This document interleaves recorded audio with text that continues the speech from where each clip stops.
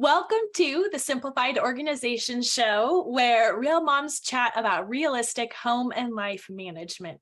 We want to avoid perfectionism, reject overwhelm, and handle our housework and mothering in a way that honors God. I'm your host, Mystie Winkler. I write and podcast at simplyconvivial.com about homemaking, homeschooling, and doing life cheerfully. I'm also author of the book, How to Use a Planner Without Wasting Time. And today I'm joined by Naomi Marks.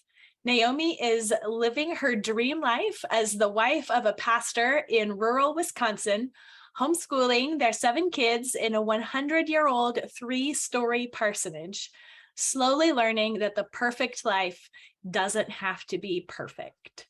And Naomi is a mentor level member inside Simply Convivial Continuing Education.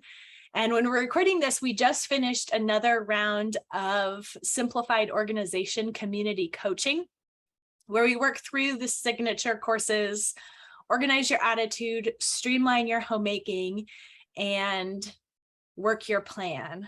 How long have you been a member? And was this your 3rd time? I've been a member about 1.5 years, maybe 2 years. And I started last year, but got pregnant and didn't keep up. So I quit in the middle and then started again this time for the school year course. So this is my first finish through. Wow. You've made a ton of progress. And so I wanted people to hear your story and for you to share it. We always love seeing you join the monthly member meetups. And I know you've been an encouragement to so many members inside the community.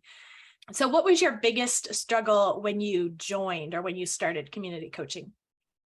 Well, I think just keeping up with the daily things and trying to figure out what to do. I would spend a lot of time every day just looking around the house thinking, well, this should get done, this should get done. What should I be doing right now? I don't know. Before I would decide somebody would need me for something, and just feeling always behind, and like no day was ever a good day, because a good day was only when everything got crossed off my list. And of course, my lists were about 20, 30 items long. So I just kept thinking, this is not a good life. If you never are able to say this was a successful day, I need to change my definition of what is a successful day. And that's when I came upon your courses and started keeping on top of things for the first time. There was a time when I had our oldest were 1, 2, and 3 when I got pregnant with number 4.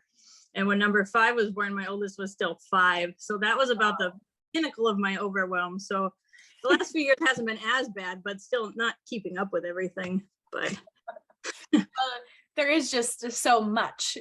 Yeah. And you know, the definition of what keeping up looks like or what a good day looks like is an important piece of it. So how did that change in the process? Yeah, I just wanted to have not Cheerios on the floor all the time. I remember somebody visiting me and sweeping the floor after a meal and just thinking, oh my goodness, who has time to sweep the floor after every meal? Because by the time I got the baby down, somebody else had already thrown up on the carpet.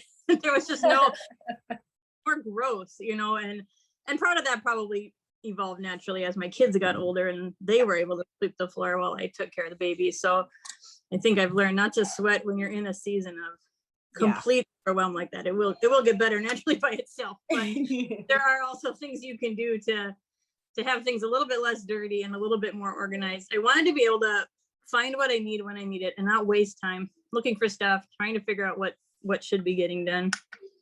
Mm-hmm. So how did working through the courses inside Simplified Organization help you kind of tackle those pieces? What part helped the most, do you think? I think the biggest thing that started me out was, it probably was one of the very first lessons, was change the story you're telling yourself in your head. Mm-hmm. If the story in my head is, oh, my husband's just really not helping me, my kids are out to make my life hard today, probably everybody in the world is not my enemy, then that might be wrong. I'm a failure, I can't do this, it's too messy, I don't know where to start. Realizing that I was narrating that to myself, and I could change that story that I was telling and say, you know, this feels hard because it is hard. I have a lot of kids, I have a house, we moved just about every year for the past 4 years as my husband's been in school and doing internships. So every summer was just packing boxes, unpacking boxes, feeling like no matter what I did, it was going to feel overwhelming. But then I remember that real distinctly, and where I was standing in the kitchen when I heard that lesson and you said overwhelm is a feeling and a choice. And I thought, I've never heard that before. Really? I could choose to not feel overwhelmed. But it started with telling a different story. Feeling overwhelmed means I'm feeling like this is too much for me. This can't be too much for me because this is the life God gave me and the house God gave me and the children God gave me. So therefore I must be able to do this. And I think that was the beginning of the change in my mind anyway, as far as not feeling overwhelmed anymore. And then it was just a matter of, okay, where do I start? What do I tackle first? But the way those lessons are broken down in just little tiny bits. And I think the restful routines I had done actually before that school year session started. And so that helped me get, okay, I could just add one thing to my night routine, put a load of laundry in, never go to bed with dishes in the sink. That was huge at that point because that was a habit back then. I was just too tired. But those little changes then make you feel like, hey, I'm on top of things in the morning. I could get this laundry folded or have a kid fold it. We finally got a chore chart that worked so that they were keeping up with some of those daily routines. And then I think it just spiraled from there as I added bit by bit with spiraled in a good way. Yes, exactly. Like those key habits, one changes another, and especially attitude. And then I think, hey, I have 5 minutes. I could work on a closet. And then slowly, the whole house starts to feel like it's not falling apart all the time. Nice. So, and the story that we tell ourselves is so important, but and noticing is the key first thing, but then actually changing it takes time because it is a habit. It's a mental rep that we just return to so easily. So what were some ways that you used to help yourself change the way you thought about your life? Well, I can't return my camera. You see my post-it all around on my desk. I have enough time to do the will of God. That was a really good one. Days will not go as planned. Be an observer and an experimenter rather than an Eeyore. Oh, I like it. A reflection on the grace and goodness of God to us is proper to refresh and delight the Christian's mind and to make him cheerful. And so I've always done that, put things up around the house, but just constantly realign your attitude. And I'm still working on that and probably always will be, but I spiral so easily once I start thinking down the wrong path. Oh, this day is shot. There's no point in even trying, blah, blah, blah. No, get up, make dinner. You always can get up and make dinner, clear off the counter. And then whenever I get really bad, I just put on the next lesson of what I'm supposed to be learning. Okay, yes, I can do this. The old habits of thinking, but once you get those tracks kind of set on the new way, well, I can do my 3 things. That's enough. Well, and I can use 5 minutes to actually make a difference, because some of the overwhelm that we all feel is like seeing all of the mess and all of the problems and feeling like we should be dealing with all of it. And if it's all or nothing, it's going to be nothing. Exactly. That was a big, when you first made that bingo board and I started in January, I guess it wasn't bingo then, but this is the first time now we're living in the same house for a long time. So I thought I'm going to take each month, do one room of the house kind of as a zone cleaning and just 15 minutes. Maybe that was baby step bingo that you had done early in the year. 15 minutes any day that the month, try to get 20 in the month. Well, I got so far ahead just doing 15 minutes at a time. I'd gone through like September's rooms by probably the middle of June. I was just, you realize what you can do in 15 minutes. And so now I'm just about done. I'm getting the schoolroom organized for this year and the whole house, like every cupboard, every drawer, everything has been gone through. And I don't think I've ever lived in a house where everything, like nothing's out of place. This is the drawer where these go. And it was all 15 minutes at a time. I never worked more than 15 minutes. And I'm still shocked by it every time I set the timer. Wow, it's only been 5 minutes. I thought this was an hour job. Right. And the bingo really helps just with the random jobs. We got all of our spring cleaning done, cleaned 2 windows, wiped 1 wall. And it was painless, completely painless. That's amazing. Well, because this is while homeschooling, while being a pastor's wife, 7 kids. That's a lot of disorder coming every day.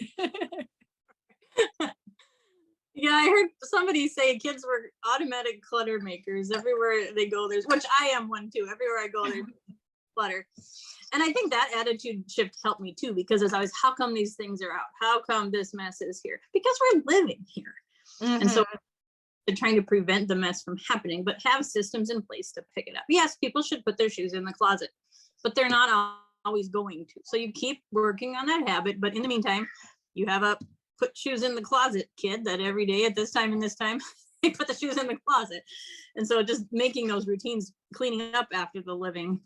And that was a big help too. I forget which lesson it was in about cleaning up and doing dishes is not cleaning up after the previous mess. It's getting ready for living the next time. We have to wash dishes so that we can eat tonight. We have to clean the living room because we want to live in it again tomorrow. Because then it didn't always seem like mopping up janitorial work. It was more like it's fun that was going to happen. And I don't know, that shift helped too in my thinking. Yeah. So what would you, what kind of encouragement would you offer women feeling that same sense of overwhelm and like they're never going to catch up? It's just too much and a disaster and there's no hope at all. Yeah, I know that feeling really well. And I still have that. But yeah, I mean, I guess that's where the baby steps come in. Start somewhere. You can do 5 minutes a couple times a day. And I try to, when it's really bad, pick somewhere that isn't going to get immediately undone. Because if you pick up the living room in your 5 minutes, 20 minutes later, it'll be messy again. But do a skirt or a counter, something that'll really make you proud to have clean. And people are always asking me questions, and I say, you got to have your kids working, because if they're only making more mess and they're not ever digging out. I found this video of my daughter when she was 2 in her diaper vacuuming the living room floor the other day. I know, like, makes them work from a very young age, but I had to. I could hardly move at the end of my pregnancies, and so the 2 and 3-year-olds vacuumed and emptied the dishwasher, and they did a good enough job. People are always asking me what jobs can kids do, and so my philosophy is anything a kid can do, a kid needs to do. Only mom can do. So we divide up everything, and I let them have a say in what jobs they want and what kind of rotating basis they want to have them on. And now, since finishing these classes, we have a Saturday morning house cleaning time. That's worked best for me, instead of trying to fit it in each day, especially when we're gone in the afternoons. But if we all work together, we can be done in less than 2 hours. So even if we have 3 in the morning, if we need to go somewhere, and I'm so proud of that, because we get everything done from the top to the bottom of the house: dusting, vacuuming, mopping floors by hand, cleaning up all the clutter, cleaning the bathrooms. Everything is done in 2 hours once a week. And I think, man, I lived for years where you don't know when that floor got mopped last or when the couch was moved last. So it's still not picked up all the time, but underneath it's clean.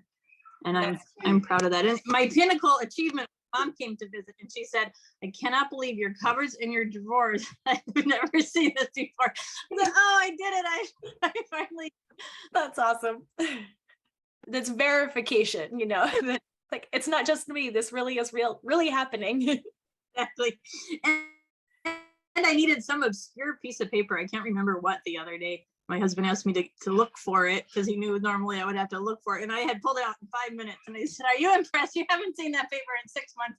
And I knew right where it was. I've got files now too in the last year. Like, all my storage is, what do you call the reference storage, is organized. And I found my son's, medical reports from 10 years ago. And I knew right where they were.